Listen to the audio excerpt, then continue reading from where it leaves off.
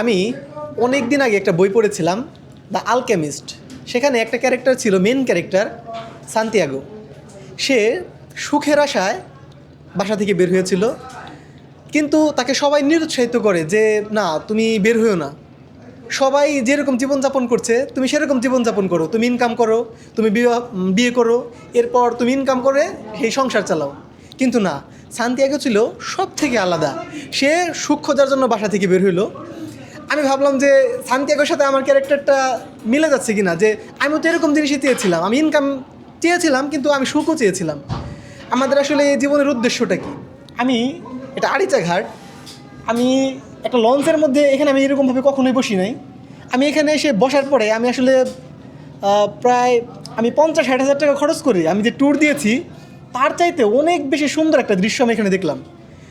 আমি শুধু অবাক হইলাম যে সান্তিয়াগো সেই মিশরে গেল, মিশরে যাওয়ার পরে এত তার যে পথ চলা বা এর মধ্যে যে অনেক ঝামেলা হইলো, সে এগুলোকে কিন্তু খুব কাছ থেকে অনুভব করতে পারছে।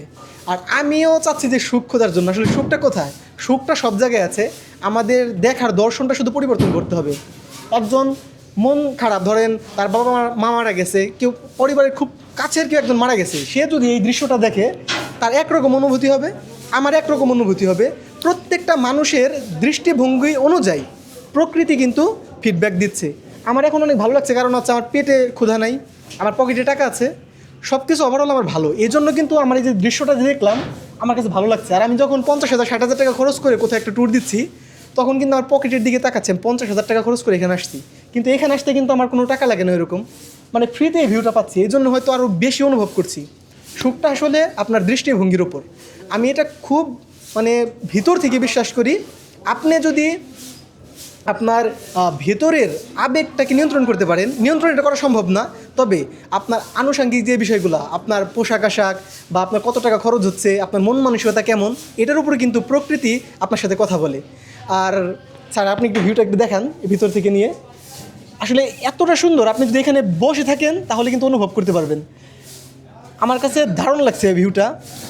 আশা করি এখন থেকে এরকম ভিডিও দেওয়ার চেষ্টা করব। আর এখন থেকে আমি ঘুরবো বিভিন্ন জায়গায়, সস্তা সস্তা জায়গায় যে ঘোরা যায় অল্প টাকার মধ্যে, আমি সেই সব জায়গায় ঘুরবো। টাকা নিয়ে আর আমি ভাবছি ঘুরবো না, অনেক টাকা খরচ করে যে কোথাও একটা ট্যুর দিব, ধরেন কক্সবাজার গেলাম, ভিআইপি একটা হোটেলে থাকলাম, এইটা জিনিসটা আমি বাদ দেবো ইনশাল্লাহ। আর আমি যদিও থাকি না এখানে, কিন্তু আমি টাকা খরচ করে ঘুরছি অনেক জায়গায়। আমি ক্যামেরার সামনে এগুলো দেখাই না মানুষকে, কিন্তু আমি ভাবলাম যে এখন সস্তাভাবে কীভাবে ঘোরা যায়, আপনার মনের দর্শনটাকে পরিবর্তন করে আমি জিনিসটা দেখাবো। ভিডিওটা ভালো লাগলে অবশ্যই আপনিও ঘুরবেন। লাইক কমেন্ট করার দরকার নাই, আপনিও এরকম চেষ্টা করে দেখেন। আর আপনার মধ্যে যে অল্পতে যে খুশি হওয়ার প্রবণতা, এটা যদি থাকে, এইটা মানুষের সাথে অবশ্যই শেয়ার করেন। ধন্যবাদ।